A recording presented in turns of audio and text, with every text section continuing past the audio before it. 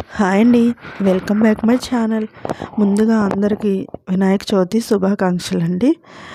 చక్కగా అందరూ కూడా వినాయక చవితి జరుపుకొని అందరూ కూడా చక్కగా విఘ్నాలు తొలగించుకుని అన్ని పనులు కూడా నిర్విఘ్నంగా చేసుకుంటారని ఆశిస్తూ ఈరోజు మనం చక్కగా పాల తాలికలు చేసుకుందామండి. విఘ్నేశ్వరుడికి ఎంతో ఇష్టమైన పాల తాలికలు మనం ఈరోజు చేసుకుందాము. అది కూడా అవి విరిగిపోకుండా చక్కగా ఎలా చేయాలి అనేది నేను చూపిస్తానండి. తప్పకుండా అందరూ ట్రై చేయండి. ఒక లైక్ అయితే తప్పకుండా ఇవ్వండి ఫ్రెండ్స్. నేను స్టవ్ మీద మంచినీళ్ళు అయితే పెట్టేసుకున్నాను. ఒక గ్లాసు, ఒక 4 స్పూన్ల సగ్గుబియ్యం అయితే ఒక గంట పాటు నానబెట్టేసుకుని నీళ్లు మరిగిన తర్వాత ఉడికించేసుకుందాము. ఈ లోపలగా ఒక కప్పు బెల్లాన్ని అయితే వేసుకుని ఒక గ్లాసు మంచినీళ్ళు వేసుకుని చక్కగా ఇవి కరిగేంత వరకు కూడా బెల్లం కరిగించుకోవాలి. ఇప్పుడు సగ్గుబియ్యం అయితే చాలా మటుకు ఉడికిపోయినాయండి. నేను ఒక గ్లాసు వరిపిండి తీసుకున్నాను, పొడిపిండేనండి. మనం ఈ సగ్గుబియ్యం వాటర్ వేసుకుని కలుపుకోవడం వల్ల చక్కగా జిగురు వస్తుంది కదా. మనకి పిండి జిగురు లేనప్పుడు చక్కగా జిగురు బాగా ఉండాలంటే ఈ సగ్గుబియ్యం వాటర్ ఇందులో వేసుకుని కలుపుకోవడం వల్ల జిగురు అనేది బాగుంటుందండి. వడకట్టుకోండి, మళ్ళీ సగ్గుబియ్యం వస్తే బాగుండదు చేసుకోవడానికి. ఇలా వడకట్టుకుని కొంచెం కొంచెంగా వేసుకుని పిండి అయితే చక్కగా ముద్దలా కలిపేసుకుందాము. చాలా టేస్టీగా ఉంటాయండి. చాలా ఈజీగా కూడా చేసేసుకోవచ్చు. ప్రాసెస్ అనేది పెద్ద కష్టమేం కాదు. పాల తాలికలు కుదరవని చాలామంది అనుకుంటూ ఉంటారు. ఈ టైప్లో ట్రై చేసి చూడండి. కుదరకపోవడం అనేదే ఉండదండి. చాలా బాగా వస్తాయి, టేస్ట్ కూడా బాగుంటుంది. ఇలా చక్కగా పిండి కలిపేసుకుని ఇలా చేత్తో అయినా చేసుకోవచ్చు, లేదంటే చక్రాలు గొట్టం ఉంటుంది కదండి, దాంతో అయితే ఒత్తేస్తాను నేను. ఈజీగా ఉంటుంది. ఇప్పుడు సగ్గుబియ్యం ఉడికిన దాంట్లో నేను ఒక గ్లాస్ పాలు అయితే వేసేసుకున్నాను.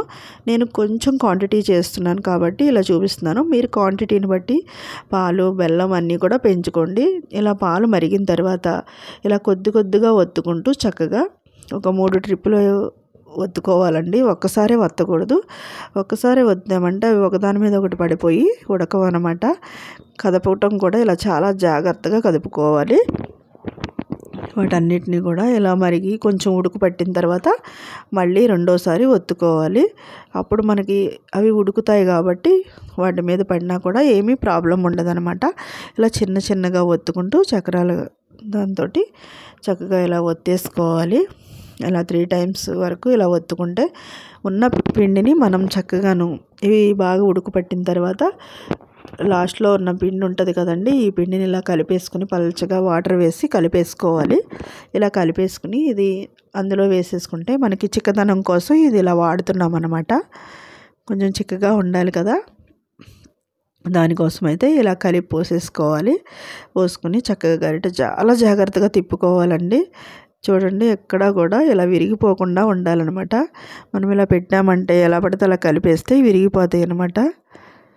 చూడండి, ఇప్పుడు ఉడికినాయో లేదో చూసుకోవడానికి ఇలా చూసుకుంటే గట్టి పడితే ఉడుకుతున్నాయి అనమాట. దగ్గర పడినట్టే బాగా ఉడికినాయి. ఇప్పుడు బెల్లం మనం కరిగించుకున్నాం కదా, చక్కగా స్టవ్ ఆఫ్ చేసేసుకుని ఈ బెల్లం వాటర్ని అయితే ఇందులో వేసేసుకోవాలండి. మనకు ఆల్రెడీ ఉడికిపోయింది కాబట్టి ఇంకేం అవసరం ఉండదు. ఇలా బెల్లం వేసిన తర్వాత స్టవ్ ఆన్లో ఉందనుకోండి పాలు విరిగిపోతాయి. మంచి బెల్లం అయితే వేసేసుకోవచ్చు, విరగదు. ఇప్పుడు డ్రై ఫ్రూట్స్ అవి వేయించి పెట్టుకున్నానండి. నేను యాలకులు కూడా ఒక స్పూన్ వేసుకుని కాజు, కొంచెం కొబ్బరి ముక్కలు, కిస్మిస్ వేయించేసుకున్నాను. నెయ్యి ఆ నేతితో సహా వేసేసుకుంటున్నాను ఇందులోను. ఇప్పుడు ఇలా మూత పెట్టేసి ఒక్క 10 నిమిషాలు వదిలేస్తే మనకి చక్కగా పాల తాలికలు అనేది రెడీ అయిపోయినాయండి. ఎలా ఉంది అనేది నాకైతే కామెంట్స్ పెట్టండి. ప్లీజ్ సబ్స్క్రైబ్ చేసుకోండి. కొత్తగా ఎవరైనా చూస్తున్నట్టయితే సబ్స్క్రైబ్ చేసుకోండి. ఒక లైక్ అయితే తప్పకుండా ఇవ్వండి friends. Thank you for watching.